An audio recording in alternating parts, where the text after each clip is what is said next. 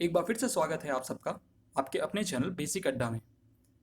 आज हम लोग 1857 क्रांति के हमारे सेगमेंट के तीसरे भाग के बारे में जानेंगे। तो चलिए शुरू करते हैं।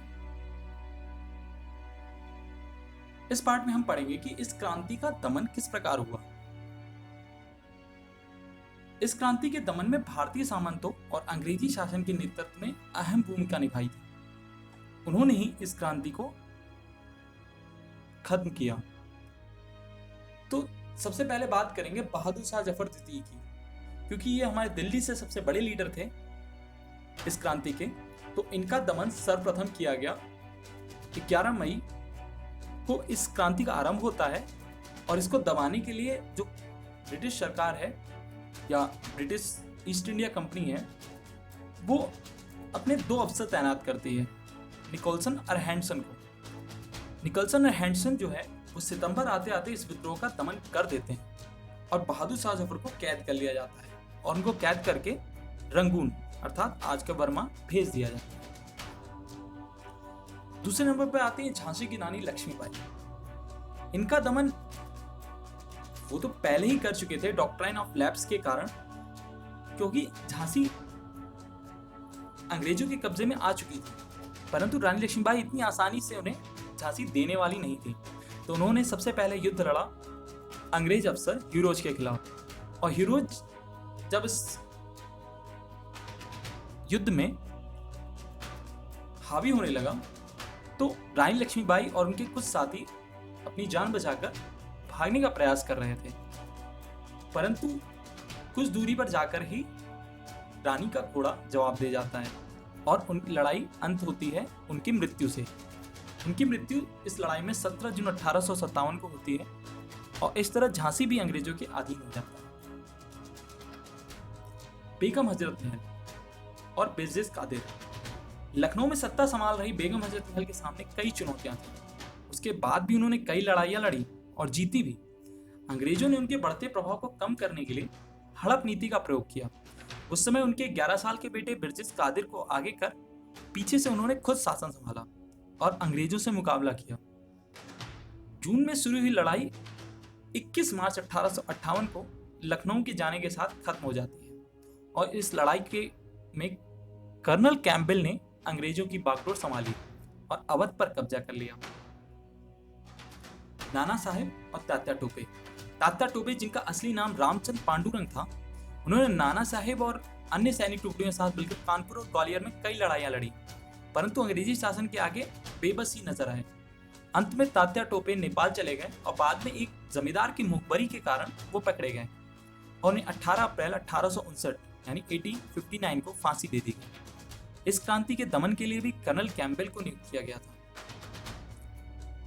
यहाँ पे कुछ अन्य क्रांतिकारी हैं जिनके दमन के लिए किनको नियुक्त किया गया, हम इन बारे में जानेंगे।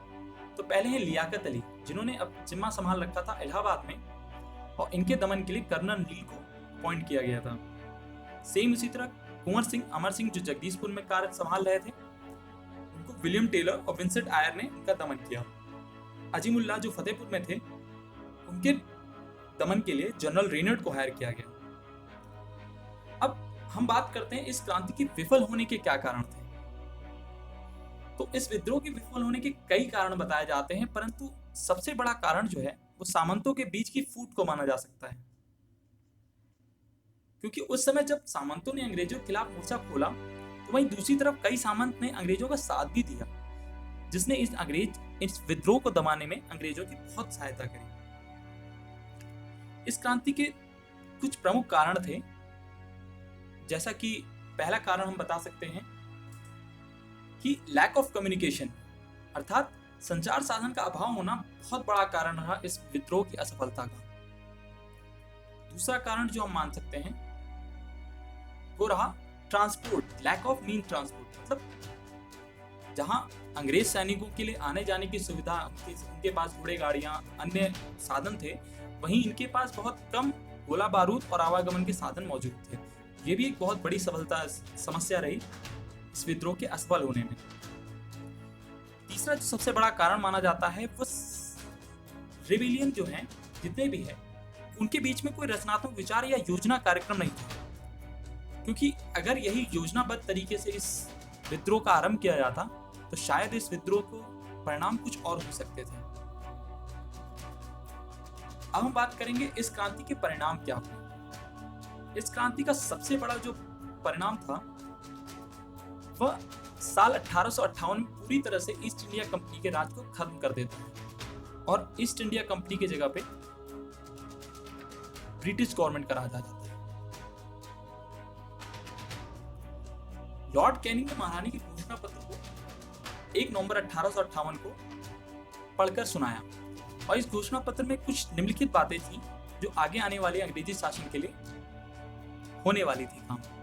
तो पहला था, भारत में जितना भी अंग्रेजों का राज्य विस्तार है वह पर्याप्त है, इससे ज्यादा अंग्रेजी राज्य विस्तार नहीं होगा, अर्थात इसके बाद अब कोई भी नया शासन नहीं बनाया जाएगा। दूसरा था, देशी राज्यों और नरेशों के साथ जो समझौते और प्रबंध निश्चित हुए हैं उनका ब्रिटिश सरकार सदा आदर करेगी और उनके अधिकारों की सुरक्षा भी करेगी।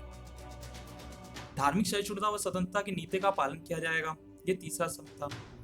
भारतीयों के साथ स्वतंत्रता का व्यवहार किया जाएगा तथा उनके कल्याण के लिए भी कार्य किए जाएंगे। प्राचीन रीति रिवाज, संपत्ति आदि का संरक्षण किया जाएगा।